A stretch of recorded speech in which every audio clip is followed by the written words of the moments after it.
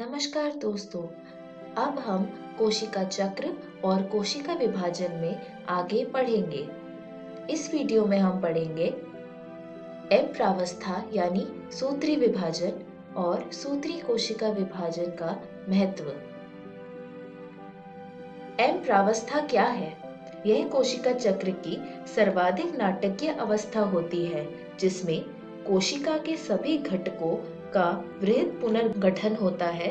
जनक व संतति कोशिका में गुणसूत्रों की संख्या बराबर होती है, इसीलिए इसे सम विभाजन भी कहते हैं। सुविधा के लिए सूत्री विभाजन को केंद्रक विभाजन की 4 अवस्थाओं में विभाजित किया है।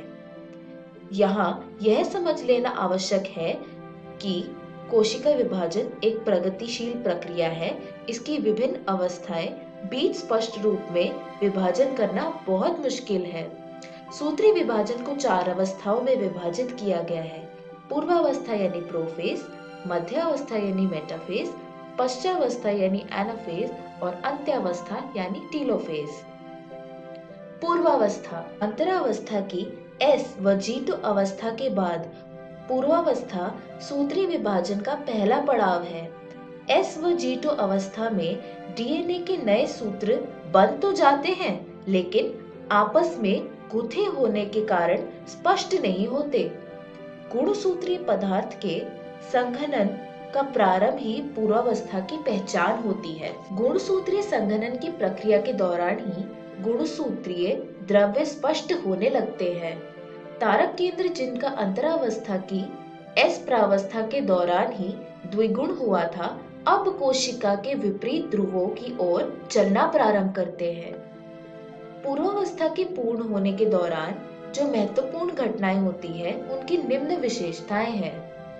गुणसूत्रीय द्रव्य संगठित होकर ठोस गुणसूत्र बन जाता है। गुणसूत्र 2 अर्ध गुणसूत्रों से बना होता है, जो आपस में सेंट्रोमियर से जुड़े होते हैं। समसूत्री तुर्क सूक्ष्म नलिकाओं के जमवाड़े की प्रक्रिया प्रारंभ हो जाती है। कोशिका जीव द्रव्य के ये प्रोटीन युक्त घटक इस प्रक्रिया में सहायता करते हैं। पूर्वावस्था के अंत में यदि कोशिका को सूक्ष्मदर्शी से देखा जाए तो इसमें गोल्जिकाएं, अंतर्द्रव्य जलिका, केंद्रिका व केंद्रक आवरण दिखाई नहीं देते हैं। मध्यावस्था केंद्रक आवरण की पूर्ण रूप से विघटित होने के साथ समसूत्री विभाजन की द्वितीय अवस्था प्रारंभ होती है। प्रत्येक गुणसूत्र का एक अर्ध गुणसूत्र एक ध्रुव से तुर्क तंतु द्वारा अपने काइनेटोकोर के द्वारा जुड़ जाता है। वहीं इसका संतति अर्ध गुणसूत्र तुर्क तंतु द्वारा अपने काइनेटोकोर से विपरीत ध्रुव जुड़ा होता है। मध्यावस्था में जिस स्तर पर गुणसूत्र पंक्तिबद्ध हो जाता है, उसे मध्यावस्था पट्टिका कहते हैं। ये एक बहुत ही महत्वपूर्ण चीज है, आपको ध्यान रखनी है इसे। इस अवस्था की मुख्य विशेषताएं निम्नलिखित है।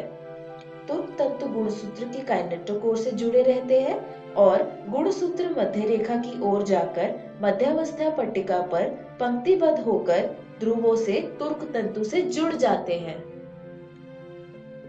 पश्चावस्था के प्रारंभ में मध्यावस्था पट्टिका पर आए प्रत्येक गुणसूत्र का एक साथ अलग होने लगते हैं। इन्हें संतति अर्ध गुणसूत्र कहते हैं, जो कोशिका विभाजन के बाद बनने वाले नए संतति केंद्र का गुणसूत्र बनेंगे। वे विपरीत ध्रुवों की ओर जाने लगते हैं। जब प्रत्येक गुणसूत्र मध्यांश पट्टिका से काफी दूर जाने लगते हैं, तब प्रत्येक का गुणसूत्र बिंदु ध्रुवों की ओर होता है, जो गुणसूत्र को ध्रुवों की ओर जाने का नेतृत्व करते हैं। साथ ही गुणसूत्र की ध्रुव भुजाएं पीछे आती है। पश्चावस्था की निम्न विशेषताएं हैं। इन विशेषताओं को आपको बहुत ही ध्यान रखना पड़ेगा।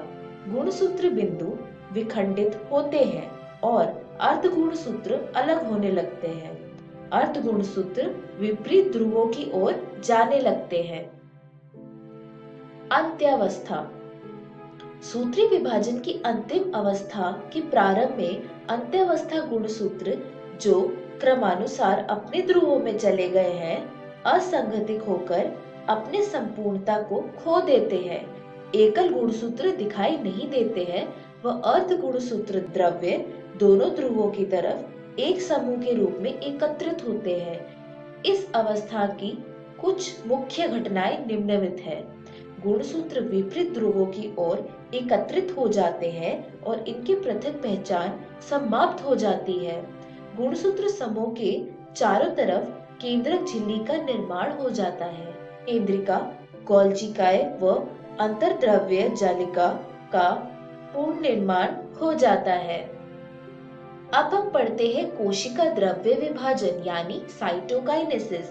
कोशिका द्रव्य विभाजन प्राणी कोशिका और पादप कोशिका दोनों में अलग अलग तरीके से होता है।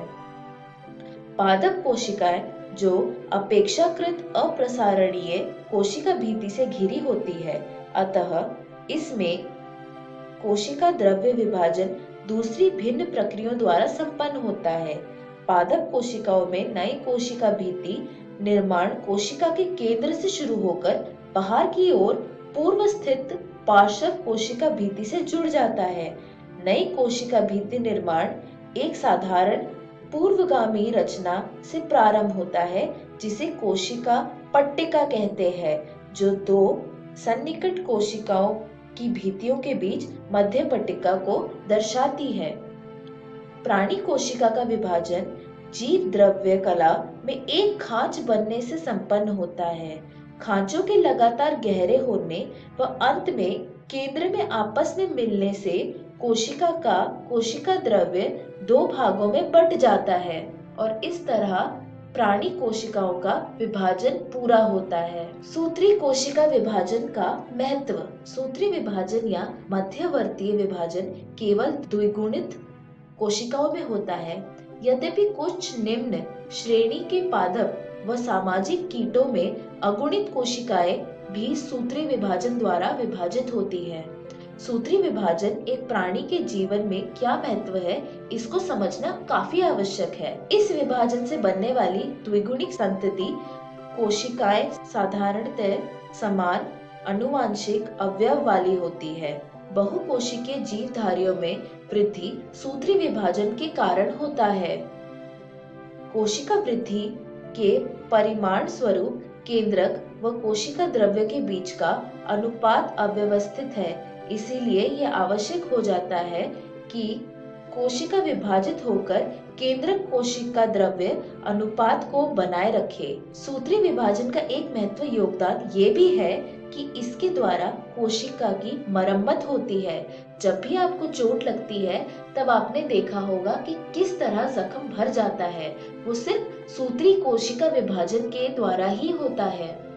इस वीडियो में हमने सीखा एम प्रावस्था यानी सूत्री कोशिका विभाजन के बारे में और सूत्री कोशिका विभाजन के महत्व के बारे में, और अगली वीडियो में हम सीखेंगे अर्धसूत्री विभाजन और अर्धसूत्री विभाजन का महत्व।